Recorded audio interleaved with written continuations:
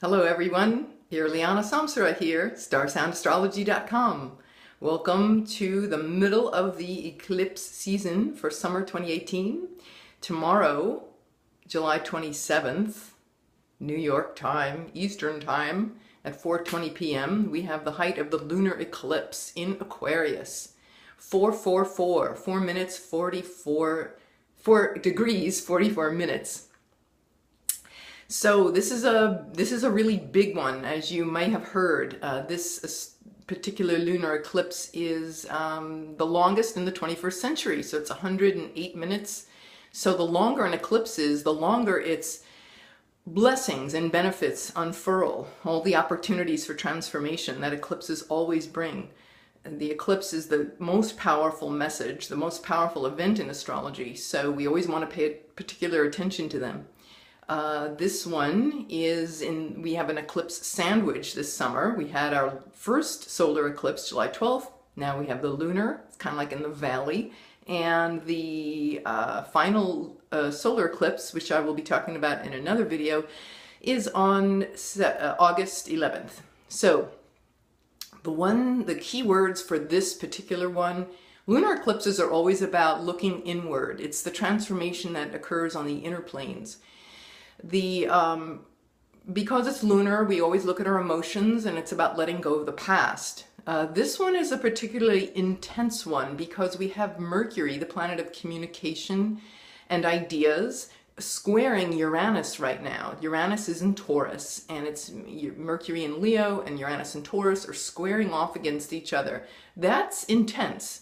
And it's providing us a lot of opportunity to let go of angry patterns, angry ways of communicating. Mars is retrograde right next to this lunar eclipse, a degree away. So Mars and the moon conjunct like that, opposing the sun, which it does in a lunar eclipse, but that Mars presence next to the moon, that's another opportunity. It's a very, very intense opportunity to look at how we conduct ourselves in the world. It being in Aquarius, it's really asking us, it's time to conduct ourselves as conscious members of a compassionate society that's based on humanitarian values and wisdom. So it's time to let go of us reacting and behaving like lone wolves or rebels when we need to assert ourselves, when we need to assert our sovereignty or our identity. It's asking us to really come forward and be powerful with our humanitarian wisdom and where we're all going on this planet as we move into this new chapter in our history, in our evolution. This is what it's calling us to do. There's a number of really intense aspects. One thing that I found very interesting with this eclipse, it's got a Thor's hammer in it. Thor's hammer is a very rare configuration in charts, and it's basically about in the face of intense obstacles, overcoming and triumphing. This one has Ceres is conjunct Venus.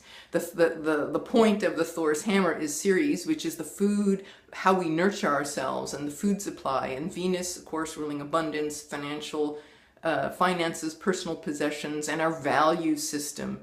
So it's really, pointing to all of these things. Look at where we nurture ourselves and how we nurture ourselves and what constitutes nurturing and how we can come together grounded in the earth, because they're both in the sign of Virgo. So it's about being in service to each other and assisting and helping. So these are all just some of the themes that we all want to carry in our heart as we move into this eclipse.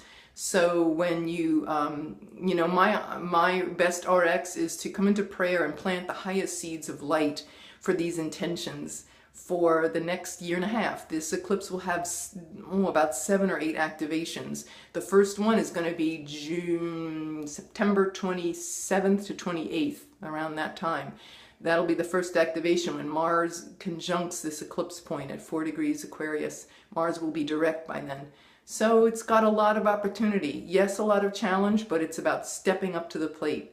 So that's my quickie eclipse roundup, and we'll see you very soon. If you have any questions, just give me a holler, Irlianna at StarSoundAstrology.com. Thank you. Many blessings. Namaste.